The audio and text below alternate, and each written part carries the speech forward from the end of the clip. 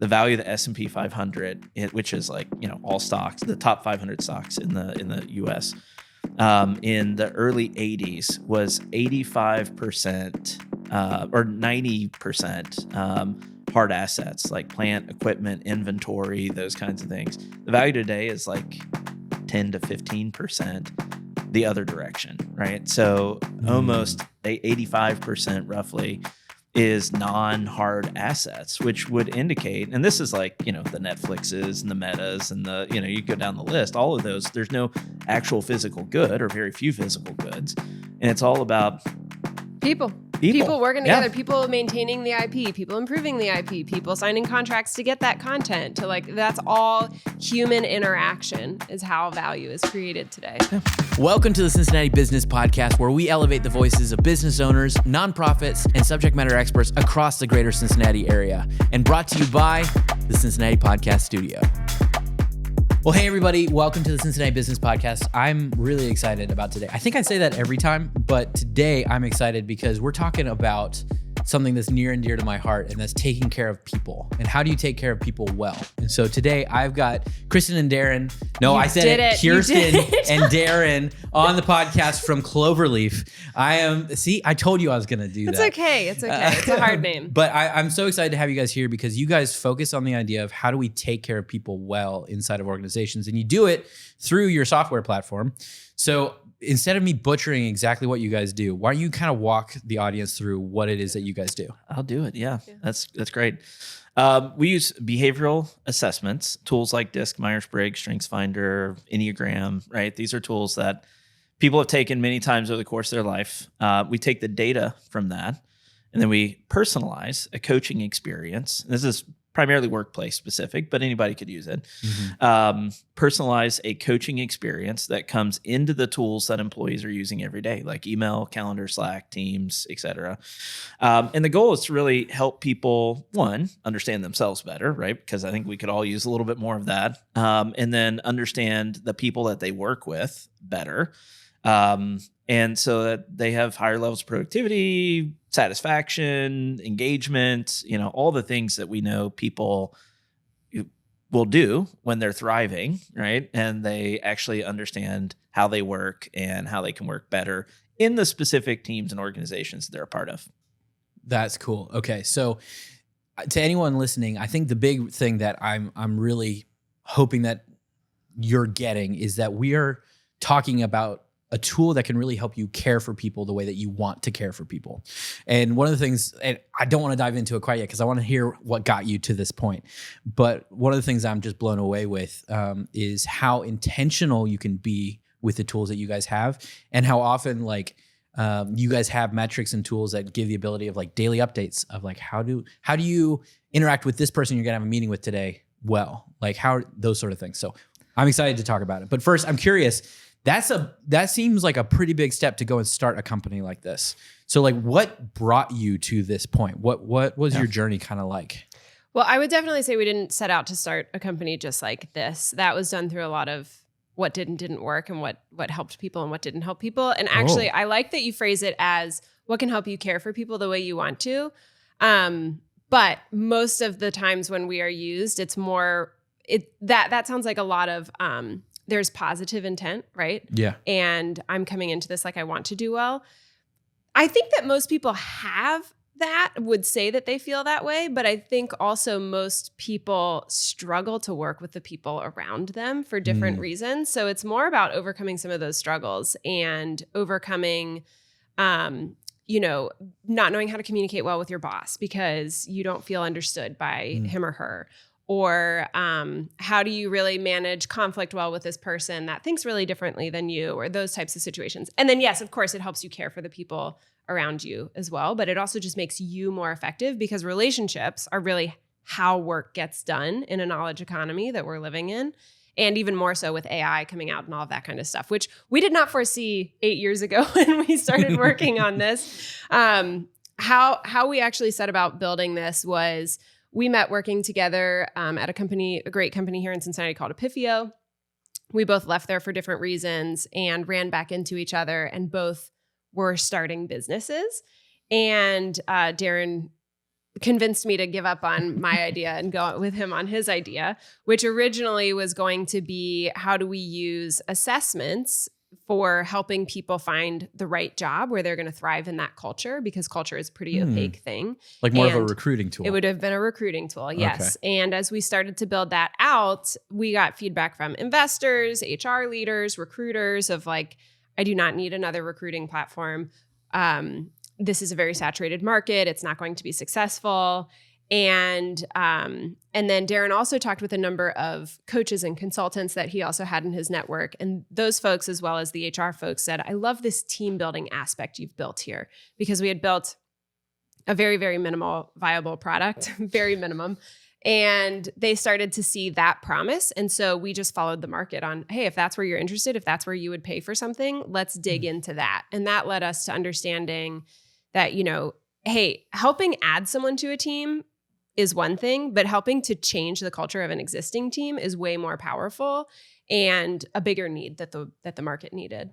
Well, okay, you said a bunch of really interesting things there that I'd like to drill into a little bit. Like, first off, you guys said you had investors, so you must have done some sort of a round of fundraising. What did that look like for you guys? Because that's in the entrepreneurial space, that's always a hard thing. Where do we find money? So, like, what did that look like for you guys? I mean, it was a long journey. We've talked to a lot of people over the last six years. And yeah, I mean, I think in the early days when we first started, we didn't have networks in that space. No, right? not at Either all. of us. And honestly, like in the city of Cincinnati, 6 years ago, at least, there wasn't a lot of venture capital or even angel capital in Cincinnati. I think that's changed a lot. And, I think the funds that are here or even were here then are so much bigger. They're more sophisticated, right? They're, I think, even Centrifuge is a great example of that. Like initially in the early days when we first started, they didn't have their own fund. They were more of a entrepreneurship support organization, and now they're doing direct investment, right? So I mean, there's and they have connections to other investors. So there's more and more investors in Cincinnati that can invest in you, but also connect you to other investors outside of Cincinnati to expand that network. But that's specifically thinking about being a high growth tech company and doing venture capital, which is a specific route for a specific type of company. But I would even say beyond venture capital, there is more capital, broadly speaking, in Cincinnati. And I think there are more people in Cincinnati who are looking to invest in Cincinnati companies, right? Yeah. And so like in those early days, we just started with where we're at, right? And then over time, we continued to expand that network, and we talked to investors who maybe weren't necessarily right for us at the time. But, I think we felt like there could be a connection longer term. And so we just stayed in touch with them and continued to build that network, continue to demonstrate that like, hey, we said we were going to do something and we delivered on it. And here's the kind of the growth path that we've been on. And it wasn't just us.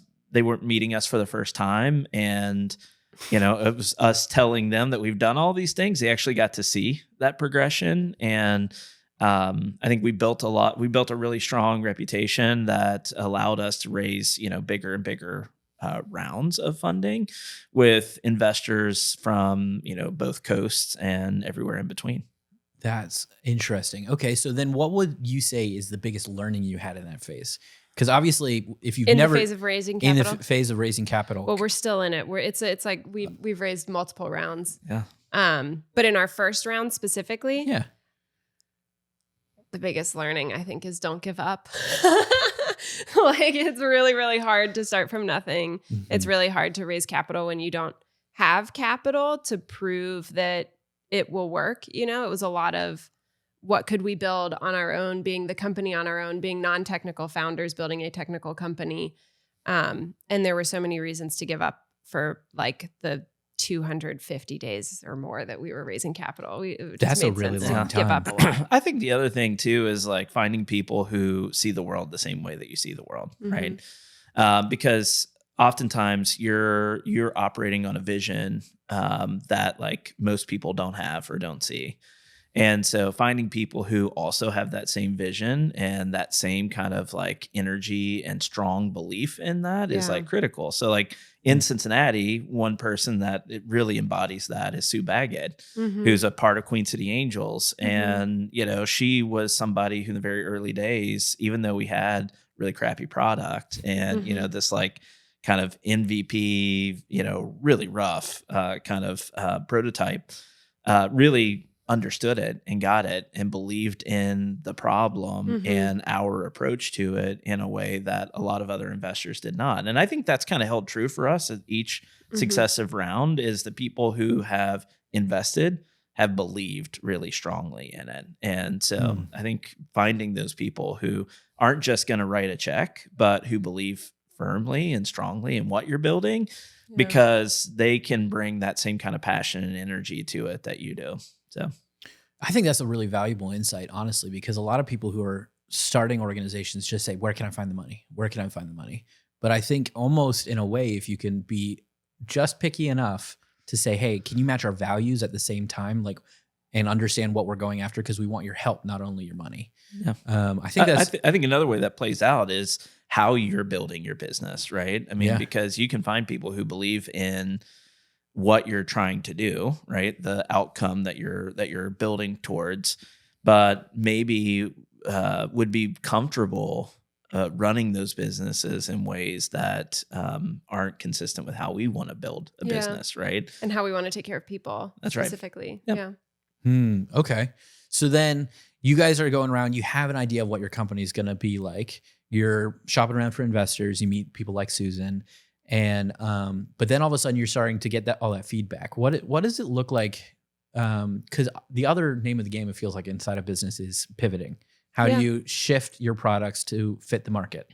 So what was that like for you guys? Like, were you walking in open-handed saying, we want to just build something cool in this space? Or were you guys more like, no, we really want to do this, but the market seems to say this, and like fighting the change? What did that feel like for you guys?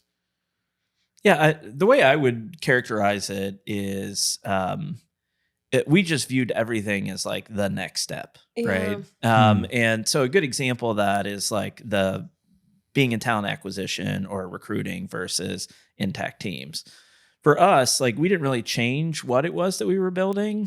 What we changed was the part of the market that we wanted to serve. And as we really kind of dug into that feedback, you know, one of the things that was clear to us is like, yeah, I mean, if you're just recruiting new people into a broken, dysfunctional team or organization, right?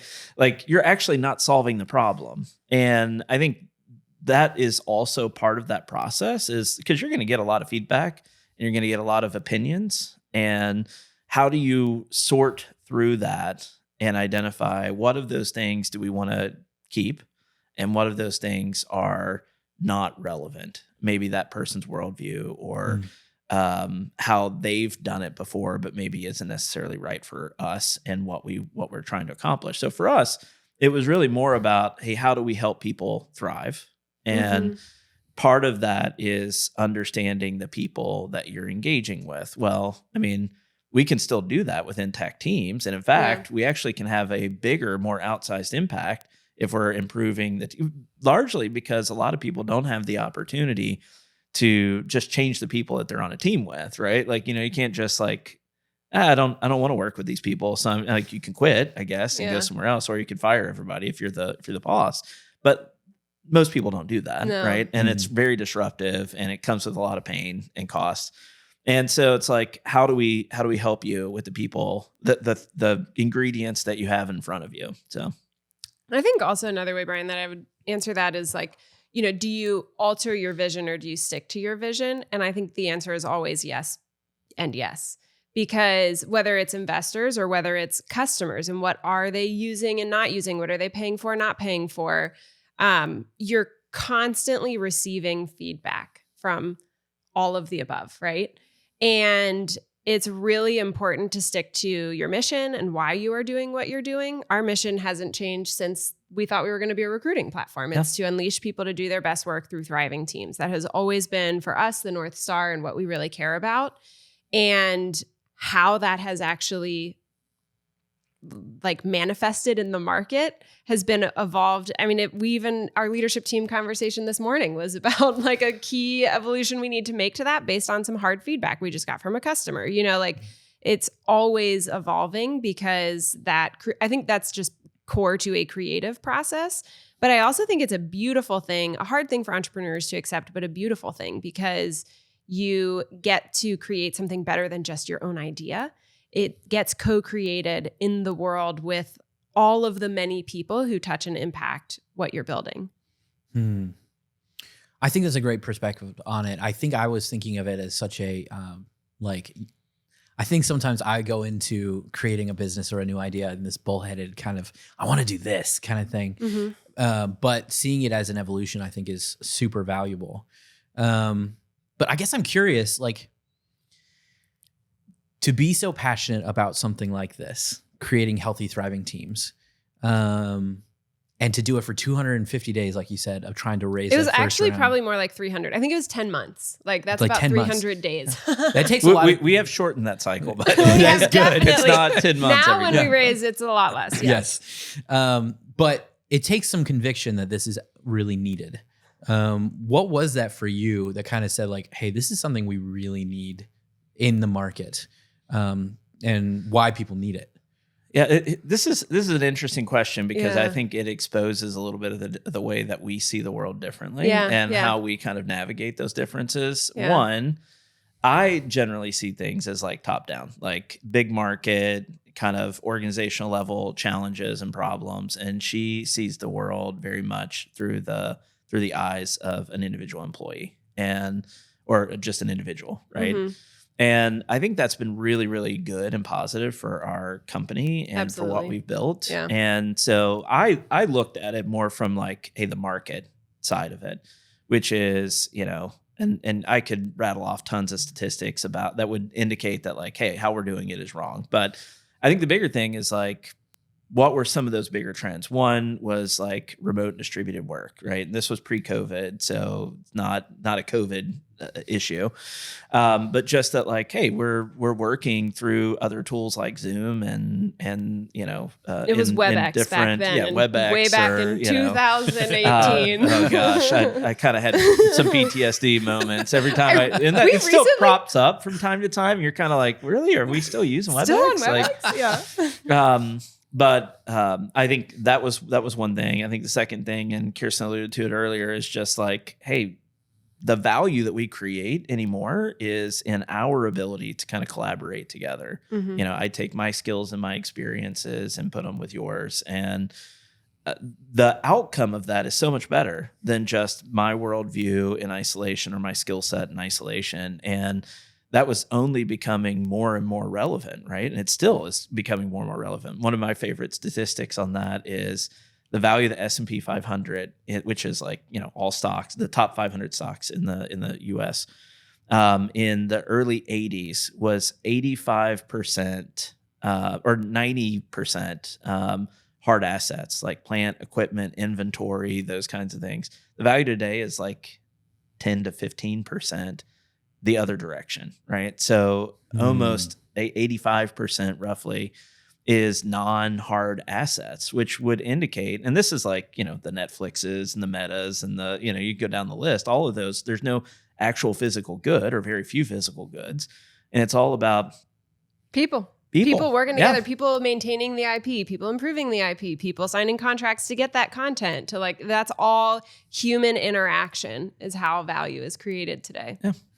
So then what would you say, obviously you seeing this from this larger kind of top down perspective, you coming from kind of the more individual side, what kind of said to you like, hey, this is actually a really good idea and I need to go after it? I think we all know that generally speaking, if you go to a cookout at your neighbor's house and you ask somebody how work is going, you're going to get a lot of negativity. Like there's just like, we view work, generally speaking, as soul sucking. People there are out to get you. Like, like it, maybe not, you wouldn't get somebody who said that exactly how I said it, but if you listen between the lines, those themes are everywhere, 100%, right? yeah. And I mean, now I like to research on TikTok and just like look up workplace and see like, or hashtag work and just see what people are talking about. It's all complaining about coworkers. And, in my early 20s, before we started this, that was just loud and clear to me. And then also like looking at the generation ahead of me and like my parents and their peers, there's just like, generally speaking, a lack of relational capital inside of those ahead of us, like less friends, less colleagues that you would talk to outside of work, less, I don't know, just not complaining. Like when you talk about people at work and you look at those ahead of you, like they mostly just complain like, oh, that person doesn't do a good job, or that I never get my deliverable on time, or, like all of that kind of stuff. It's all just relationships. And so like that problem is still something I'm very obsessed with, because you spend most of your time at work. And so not only, one, that sucks if you're depressed about it or like you're stressed about it, but two, like if that's how you view the humans you work, that you spend most of your time with, like how's that affecting your worldview? How's that affecting how you interact with people outside of work? So, I think that sums it up pretty well. No, that's great. And so then why, how are you guys currently using your current tech platform to fix that? Because obviously you talked about Myers-Briggs and DISC profiles and all those sort of things, but like everyone's familiar with those tests. How do they interact with the data well so that it can feel like they actually like working with the people that they're with? Yeah, I think that, yes, people take those assessments. $4 billion a year is spent on them annually, and that is to receive a PDF, right? $4 billion on PDFs every year. And if you talk to anyone who's taken them, they'll say, oh my gosh, yeah, well, first of all, you're going to get your jaded people who are like, whatever, that's like astrology and it's not real. But even people on the other side of the spectrum who love it and say, oh my gosh, it really changed my life. If you ask them a few more questions, they're going to remember one, maybe two facts about their results and nothing about the people around them. Well, and so, one, because it's not even something that they suggest that you would share that information with other people, right? So it's kind of like, here's your it's assessment private. and don't share it with other people, and we won't share it. We don't see it, and it's kind of your like data. Like, people, there's low trust inside of organizations. There's a lot of toxic cultures, all of that kind of stuff. So people just keep it to themselves. And maybe you had a team session where a coach came in and did that for you, but that costs a couple $1,000s, and how many teams are really getting that? And so we just saw it as like, if you really talk to people about their workplace experience and you dig into the most recent conflict they had, it so often actually comes down to just a personality difference. Like that person isn't a steamroller, they're just an external processor. And that person isn't disengaged, they're just an internal processor thinking about it. That person isn't disliking you and your idea, they're just analytical and asking a lot of questions to understand it, not to ruin it, right? So a lot of those things could be solved if we just better understood those dynamics and those differences, and that the way we default operate in the world has strengths to it that we should be offering, and also the ways that we don't, other people do, and those have strengths that we want to tap into, and we can not only have a better relationship, but produce better work, get paid more money, grow faster, right? Yeah. Well, I think when Josh and I, the co-founder of the studio, when we took the tests on your site for the first time and started to receive some of the content that you guys sent out, one of the most powerful things that I think I received from it was not only the fact that I understood what his type was, even though we are like, not to put him in the box of the type, but at least what he tested as. But then to get the daily reminder saying, hey, you're meeting with Josh today. Remember, he thinks this way, you think this way. How can you support him? That's exactly it. That was amazing. Yeah, that's exactly it. Because it's not about finding out a result or reading a report one time. It's about in the moment, every single day, having the right information reinforced to you, or the ability to like just search for the information you need. Like, why isn't Josh listening to me? Like, you could just type that into our platform and it'll give you some suggestions, It's the fact that people are dynamic, relationships are dynamic, work scenarios are changing every single day. And so how are we, like we focus on how we build the product in a way that people can surface exactly what they need as quickly as possible to not only improve that relationship, but actually be productive. So you guys are a tech company, because that is your main product, I guess, is this tech platform. Do you find, this may be a little in the weeds too much, do you find that a lot of your team who builds the product are high C's on the DISC profile? Oh, for sure. For sure? Yeah. Is that just like your classic engineer stereotype? Well, they have to be thinking about all the edge case scenarios, the tech debt. Like they're engineers, right? Yeah. So Well, part of that is like they actually find enjoyment, right, in those details, right? And so like that again is the interesting thing about, the historical view of behavioral assessments is, it's of course they're a C on DISC because, they're in a role that requires that and hey, you could do that maybe for a couple of years. Like here's a great example. I started my career in internal audit, right?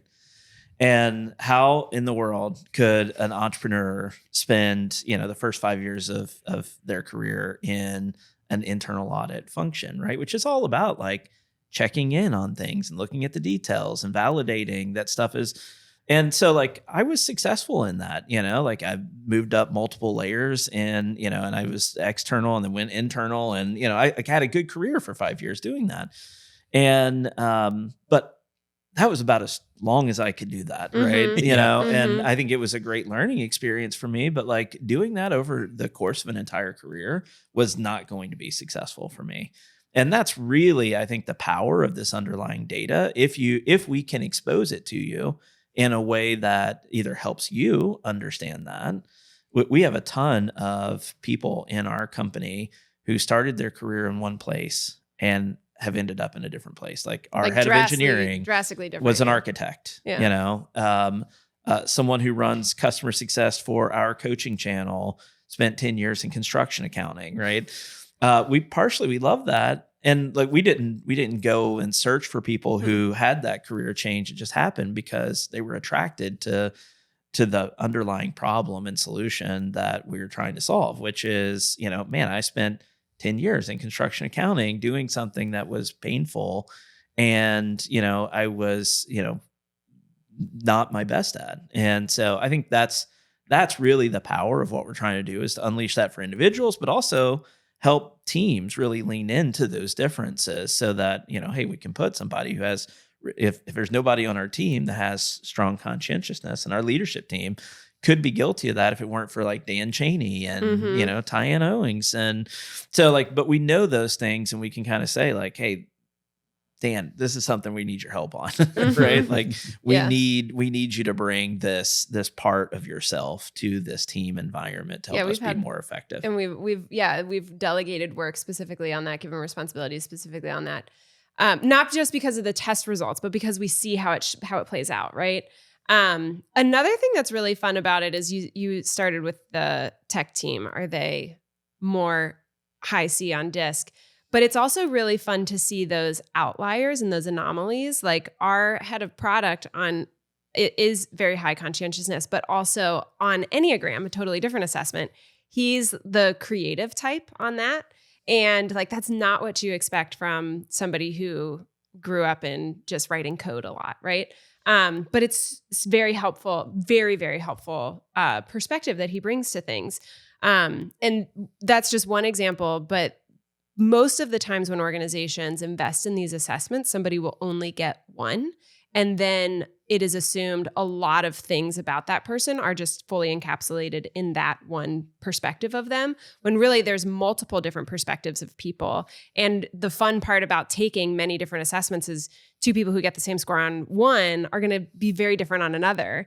And there's just unique aspects of them to be like invested into based off of and largely because there are different lenses or perspectives to see kind of how we interact with our world, right? And you were mentioning before this interview about the chronotype assessment. So we call it energy rhythm on our platform. But the idea of like, when do I do my best work throughout the day, right? Like, I mean, being a C in DISC isn't going to communicate that to you, right? And so that's really, I think, the other element is like, hey, how do we come at this? How do we come at who you are and how you do your best work in a way that is multidimensional? And then how do we combine all those data points to really give you the best coaching in the situation that you're in today? So one of the hardest parts about podcasting is the moment you stop talking. I mean, think about it. The majority of the work that you probably put into creating a podcast is in the editing phase. So what if you didn't have to do the editing phase? Here at the Cincinnati Podcast Studio, we help you just come in and talk. We do all the rest. We have the cameras, we have the microphones, we have the lights, and then we have the editing tools to create the perfect content out of your podcast. Not only do you get the full podcast in video and audio, you also get short form content that you can use across all of your pages in social media. So if you want to learn more, go to CincinnatiPodcastStudio.com/tour to learn more and schedule your tour with us today. Then what do you say to the people who, like, I used to be a skeptic of this sort of space? Sure. Because I, in my first like full-time role that I had out of college, they just always loved talking about the Enneagram. They just talked about it all the time. And I'm like, oh gosh, it's this again. Like, but then the more I started to learn about it, the more I recognized its value. And I'm sure that a lot of people you run into, maybe more your sales team, may run into like the skeptics. What do you say to the people who are sitting in that space of like, assessments, I've seen them done, they're not that amazing, like they haven't done a lot of work for me? Like, what do you tell them that you guys are different? I would say your experience is the experience people like that have, which is actually the people we sell to love assessments, invest in assessments. Which is nice. But they will ask about, hey, we have some people who either don't like assessments or are really afraid of being known inside the organization. That's usually what it comes down to. Like they don't want their information shared. And we say, great, don't big brother this. Like let social proof prove it for them. Like let the people around them who keep talking about it and are getting value out of it, let them observe that and how it is actually not malicious or not just like, well, it seems like, like based on nothing. Like it is actually based on science. And they'll see that based on how the people around them start to benefit. And then they can opt in when they're ready. Well, and they themselves might actually benefit, right? Because if like that person they were having a challenge with suddenly got an insight that helped them understand that person who is skeptical, right? It wasn't a character flaw. Right. It just was a different way that they saw the world or the way they interacted with the world. And they started to approach them differently. Right. They're going to see and experience that. And I think we have tons of stories where we have people on teams who have had that same experience. Like, hey, I was skeptical at first. I mean, I hear it all the time. Yeah. All the time. I was skeptical at first. I tried it. I started getting the coaching and it completely changed how I did my work or how I interacted with my team or how I saw my boss or, like fill in the blank. I mean, there's a lot of those. And this, by the way, also plays out with investors who are like, is this real? Who uses these? And what is it? You know what I mean? And we've had investors be like, I was totally skeptical, but then I talked to some customers and was like, oh, okay. So like I think skeptics are fine. Like, I think like people have had different experiences. People have gotten fired over their assessment results. People have a lot of sometimes baggage. Really good founded reasons to be skeptical, or they know someone who has. And so it's the second degree skepticism. That's fine. And I think like for listeners, whatever your business is, skeptics are going to be out there. Learn, listen, observe, catch up or like pick up on the patterns of the things that you should take seriously and respect that there's going to be skeptics. That's okay. They're not bad. They're not stupid. They're not against you. They just have a different life experience. And it also could mean that we're not the right solution for them, right? Absolutely. They might not have the right culture. Like Kirsten's mentioned a couple of times about people having been punished or people having not feeling like they can be transparent or seen in the organization. That's a bigger organizational issue. Yeah. And like we might not be right for that cultural context. Absolutely. And so like we've regularly had that conversation with people either through the sales process or in customer success where it's like, hey, we want to make sure this is going to the places where it can be best utilized and where it can't be, in a dangerous situation. I would also say that like that is more of the historical approach to it, which is like, oh, you're a C in DISC. And, most of our product is really built to de-emphasize those things, right? Yeah. We're going to give you plainly written, plainly stated language that is more about how you work and how you interact with others. It has nothing to do with whether you're a C or you're an Enneagram 9 or you're a, ENTJ or fill in the blank, right? Mm-hmm. And I think that's one of the big things that we've been able to do with our product that has completely changed how people see behavioral assessment landscape, is because we're really taking it out of being a typing exercise, right? And to being more of a, hey, this is a development tool, right? This is something that you can offer to your entire organization and give people access to learning and development resources they wouldn't have had otherwise. Could you give me an example of that plain language?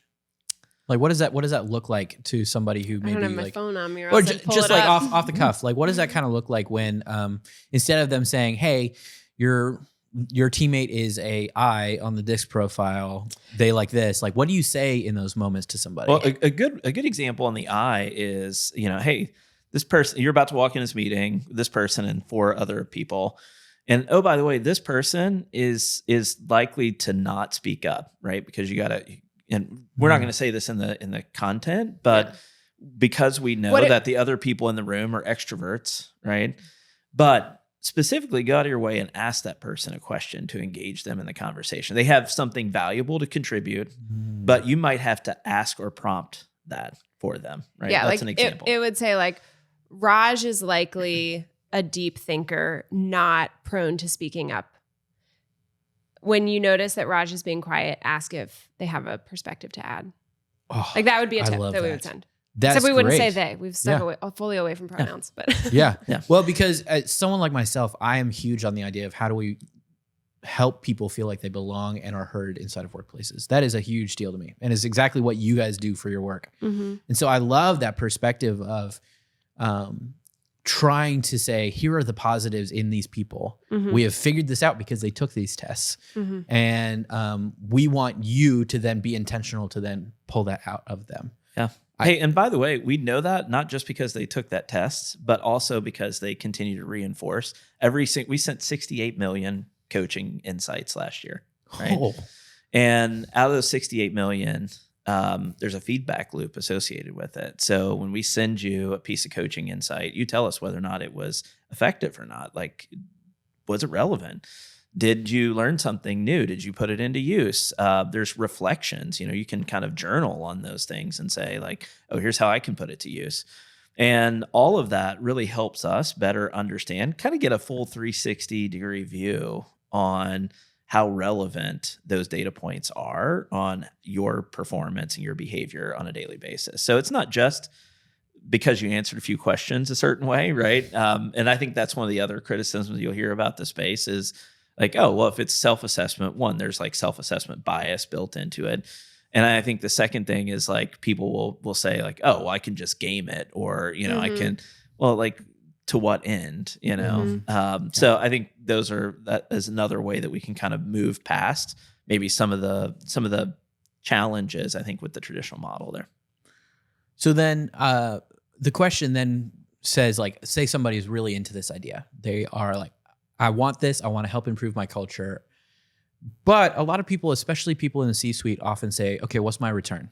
Like, how does this investment help me? What do you normally say is the return that somebody gets for using your platform? That is a big question. So like when we sell to folks who are typically L&D leaders inside of large organizations, and right now they actually are very hamstrung when it comes to data to prove their ROI. Typically, all organizations will say, and all C-suites will say, yes, developing our people is core. That's how we stay competitive. And of course, we especially need to, shore up AI skills and these other like hard skills, right? But then they'll also say, well, human skills are core and that's how things get done. And we definitely need to invest in them. I forget the stats on it. It's something like 85% of C-suites will say, yes, those are critical human skills. But then like investment wise, it's like flipped. It's like, About 20% of actual development investment goes to that. And I think part of that is because it's so hard to measure and prove. And what a lot of our buyers are using to prove impact of any of their things, like a workshop, a new manager training course, is just surveys of, did you like it? And do you think it's helpful? And so that is actually a key way that we're trying to make our buyers bigger heroes inside their organization, because we have people interacting all the time with our data. And we can say, hey, you know, like these people, we've sent this many tips to your organization, and here's the rating they've given on if they're helpful, unhelpful, if they change their behavior off of it or not, all of that kind of stuff. So that type of data is pretty revolutionary in our industry. And that's been super helpful to people, as well as, of course, we ask like, we have like a perceived growth survey where it's just a few questions inside the platform. So as you're interacting with things, we'll pop a question on from time to time on, has your team productivity improved? Or has your team sense of belonging in that team, right? Exactly. Do I yeah. Like a bit of a pulse survey type stuff, but it doesn't feel like a survey because it's just core to interacting inside the product. So there's a lot of different ways that we actually gather data that is game changing for our buyers. And we're actually working then with our buyers to be able to take that to their organizations on how do you frame this? How do you sell this? All of that kind of stuff, because they just typically have no data. I mean, the challenge of learning and development in general, right, is like when you make an investment in a human being, how do you know that that actually turns into some hard dollar improvement, right? Like, you know, hey, I'm going to invest $5,000 into this person through like traditional coaching, right? Like I'm going to get you a coach and I'm going to do these things. There's zero way to be able to validate that, like, hey, that $5,000 investment in that person turned into $200,000 in profit for the company for the year, right? But I think if you went back and you looked at, hey, what were some of the things that coach kind of spoke into for that individual?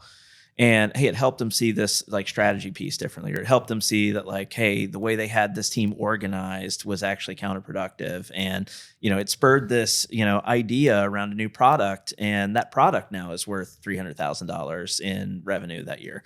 Those are things that are really hard to kind of draw those linkages, right? And that's a problem generically for like learning and development investment. One of the things that we've seen, and we even have, you know, a partner that's in the technology space in learning and development. You know, they were trying to make some cost cuts, and the very first place they cut it was their learning and development department, right? Which is like, you know, oh my gosh, like this is so counterintuitive. And if I were a customer of theirs, I would use that against them. Big learning platform. Like it's a big learning company. Yeah. And so we're not going to name names here. No, we're not. But you would know the name if we said it. But like, even if someone in this space, that's the very first inclination or instinct is to cut learning and development and investment in people, then like, of course, that illustrates the larger challenge of ROI in the learning and development space. And we think we have an opportunity to really change that based on the level of data that we have that can kind of help quantify some of those things. Also, for us, like in our space, there's this behemoth called a learning management software, an LMS. It's where people can go take courses through their company, right? On anything, conflict management, or like how to, you know, do a certain process inside the organization, to your sexual harassment training that you have to do every year or two. And that alone, people spend hundreds of millions of dollars on every year. What is the industry for LMS? Is it like, it's like 90 billion a year? Well, not the LMS itself. That's the content inside of the LMS. It's 90 billion a year. Yeah, that's just the content in it. But right? then the actual technology is, so it's like, it is a third to two-thirds of a learning and development department. A third to two-thirds goes into the technology and the content inside of that, of their whole budget, right? And if you look at it, there's less than 20% engagement in those platforms on an annual basis. So they're spending all that money, unless it's like you're going to get fired if you don't take the sexual harassment training. People are not logging in. And we had somebody was telling us a story of how like their LMS provider, they were talking with them and they said, hey, we have like a less than 5% completion rate on like people in our, less than 5% of people in our company have completed a course on your platform. And they said, oh, don't look at completion rates, look at start rates, because if they started a course and then dropped off, it means they got what they needed to learn. And they were like, that's a load of BS, because that actually means the course wasn't good. And so they left, right? I'll go a step further too. Like there's data publicly available around the LMS space, like the learning management system. And they do an NPS score, right? And for users that provide NPS scores, the average for all NPS systems was a negative 27, right? Which would indicate that like learning and development departments, by having an LMS solution, is actually damaging their reputation inside the organization, right? So when you think about like that's the baseline level of measurement and ROI for investment in learning and development, like we can go so much further than that. And that's part of what we're leaning heavily into, is to say like, look, we have all of these individual moments that we're coaching, 68 million of them last year alone. And being able to quantify the impact of those moments, right, on their experience at work and their experience in the team and their performance and the team's performance and the overall level of development for those individuals over the course of the year, like that's massive. It goes so much further than just a negative NPS score or less than 5%. Well, of people and we also completing a course. we have a beautiful NPS score, and I think part of that too is, and we have super high engagement rates too, but way better than 5%. And I think that is a lesson that your listeners can take away from this, is like it's not always about having the like a lot of times our customers will ask us, hey, what's your return on investment on this? And we'll say, well, what are you using for your LMS? And then we have a comparable there where we can help them understand like usually when people ask for ROI, they don't know what they're asking for. And so asking them back the question of how are they doing that on their other tools will help you understand the data you need to help them get to then have that answer for their C-suite, because no C-suite thinks about ROI in exactly the same way about every single part of their business. ROI is actually like, if you think about it academically, it's pretty much impossible to prove on anything anyway, much less human skills. So that would be we got pretty weedy on our nerdy industry there. It's also fairly like raw for us, just because, I think it's something that we engage on every day with new prospects or with clients. And it's something that we're continuing to evolve. We're super passionate about it because we have such a good answer, but we also are first to market doing what we're doing. And so we've had to latch on to what the comparables are for other organizations, because we're under a microscope, which we should be because we're something brand new, and they just really want to know, is it trustworthy? So then what do you say to the people who fear the idea of a system like this, saying that they're no longer a fit to be in the organization that they're in? We would never say that ever. There's so many reasons why you shouldn't do that, like EEOC laws for one, but two, like it's not accurate. Like the data that we have cannot predict behavior. Humans are way more complicated. So all the content that we send to people, all the tips we send, never say, Kirsten is an introvert. Kirsten is going to be quiet in meetings. It'll be like, hey, Kirsten is likely going to be introspective, or Kirsten is likely, or might, or often. We always cloak it in, I don't know the word for that, but like, it's not extremes. It's not dictative. Like you don't say it in certainty. You say it in like, in practice, this person is like this. Yeah. Exactly. And we're also never directive, right? Yeah. We're like, hey, here's this insight. And here's something you could try about it. Right. But it's never like you absolutely must fire that person because they're not a good fit. Like it's nowhere near that level of can they fit or not fit? Because the truth is everyone can fit. We are made to be so diverse and complex and unique, and every team needs that. Every team needs somebody to bring a different perspective than just groupthink. And we're more trying to help people understand, how do you thrive in that? How do you appreciate that about each other, and how do you fully leverage it for everyone's success? I'll go a step further, because this is like a huge passion area for me, and Kirsten knows it is, because we have created this mindset in the workplace that you need a star, right? I need to go get that 10x coder, right? That's a phrase that you'll hear. 10x engineer. 10x engineer. That's or a 10x salesperson. And reality is, and like I'll give an example. I love sports analogies. I know some people hate it, so I hope Here we go. I hope you like sports. But Sam Darnold is the quarterback of the Minnesota Vikings this year, right? And that dude bumped around 3 different teams, the Jets, Carolina Panthers, all of which were terrible teams, by the way, had terrible ownership structures, terrible coaches. Like they performed terribly. Be careful. Some people may hate you after what you just said. Right well, I mean, it's a fact. You can go back and look at the records, and I don't think anybody would really debate that. Here comes Darrin's competitive side. And the interesting thing is he also performed terribly, like shocking. He went to the Minnesota Vikings. He was a backup, wasn't really intended to be a starter this year. And through an injury with this guy that they drafted, who was going to be their starter, he ends up getting thrust into the starting role. He's had a phenomenal year, almost an MVP level season. And so, but if you had asked anybody going into this season, is he a star quarterback, right? They would have said, absolutely not. He's a backup at best. Right. Mm-hmm. And what that indicates to me is that there is so many environmental factors. Anybody can be a star in their chosen field, right? If they're given the right circumstance to be successful, right? Mm-hmm. Do they have the right and tools, the right investments? Do they have the right manager and leader, in this case, coach, who has been a known person who has rehabilitated quarterback careers, right? Do they have the right offensive line to throw behind, right? Like these are all factors, and football is just a corollary of what people are experiencing every day in because their it's actually in their real measurable. world. Football's measurable. That's right. And it's on Very display measurable. for 30 million people to see every weekend, right? Like you're that salesperson, like that. They're not on display for 30 million people, and there's not oftentimes the level of measurability around those environmental factors in the same way that there is in something like football.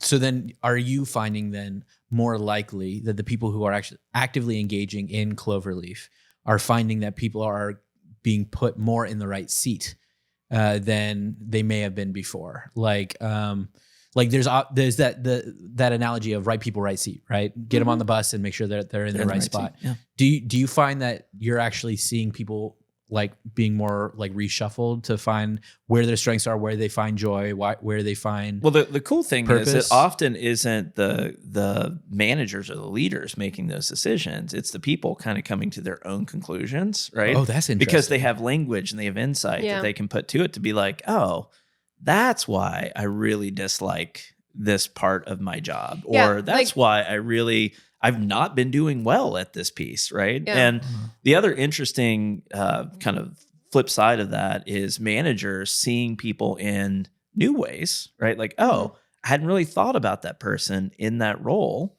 And like, I could totally give them this task and let's see how they do with it. Yep. And then they're successful and it's like totally changes the team dynamic. And they're kind of like, wow, okay, like more of that. Mm-hmm. And so I think it kind of works both ways. It's not just managers and leaders saying, oh, I've got this person in the wrong seat.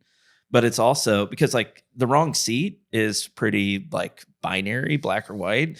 And the reality is there's shades of, it's like what specific tasks are we giving people? What opportunities are we giving people to actually demonstrate that this is a strength or a skill that they can excel at? And those changes don't happen within a week of signing up for Cloverleaf. It's a journey. It's a learning journey. And it is often not in the control of a leader to say, yeah, we'll just switch your team. We'll switch your role. We'll, like that changes your pay scale. And that changes so many things that like you don't have so much control over, but it is those smaller things. And another thing I wanted to say is, Darrin mentioned like it's people coming to their own conclusions. That gets back to what we talked about at the beginning of this. Whereas if you talk to anyone about work, you're probably going to get something negative. And people so often don't realize that they are doing things that are just naturally to them draining. They're weaknesses for them. And that's not a bad thing because they have within them strengths, but they don't know what those are. They don't know how to label them, talk about them, seek out opportunities within them. And that's something that like when you get our coaching over time, you start to realize some of those things. You get certain things reinforced. You try something new, it works, you liked it, and you start to have more language and more just like confidence in what to really seek out for your next career steps. Well, that's amazing. I could ask you guys so many more questions, but we're running out of time. So my last question would be, who is this for? Like when you guys are talking, like obviously I think anyone could implement this. Yeah. If they have teams that they work on, this is amazing for them. But like when you guys are looking around trying to say like, who is this for? What is that market that you're talking about? There are really, I'll give my answer first and then you can. There's kind of two ways to look at this. One is like who can use it is absolutely anybody who works, period. But we've built it for people who work in teams. We've built it to be very much relational instead of just self-discovery. And that is, from the product perspective, something we obsess over is just that end user, that individual person, as Darrin mentioned at the beginning. When it comes to more like structurally who buys it and what types of organizations do we thrive in, typically we're looking at larger organizations and we're selling into talent management, learning and development, those types of departments and leaders. But we've also had a number of just like business leaders, hey, I head up marketing, I head up, this function, or I'm a VP inside this organization here, who just start to use us in that department. So there's many different ways that we've entered. When it comes to what type of organization is best, we've kind of alluded to this, but really if there is a baseline of trust that has already been established inside the organization, that's where we're going to thrive. If there is a baseline of it's not safe to be yourself here, that's usually not going to work out for us, which often can be like financial institutions, but not always. We have a number of financial institutions where we do well. And it's been really hard. We keep getting advice of like, segment, choose the one type of industry that you succeed in. And that's actually not how it's played out for us. Yeah. Like we could learn more from looking at someone's Glassdoor reviews than we could by looking at what industry they're in. Yeah. In terms of where Cloverleaf is Yeah, going to thrive. I think the other one we haven't spent much time talking about today is other coaches and consultants, right? Yeah. People who are in the human capital space and who are providing services and capabilities. We can be that digital platform for them because coaches and consultants struggle with a couple of different things. One, how they make money is they charge an hourly rate. So they either have to charge more or they have to work more to earn more, right? And neither of those things are appealing long-term, right? You want some level of sustainability.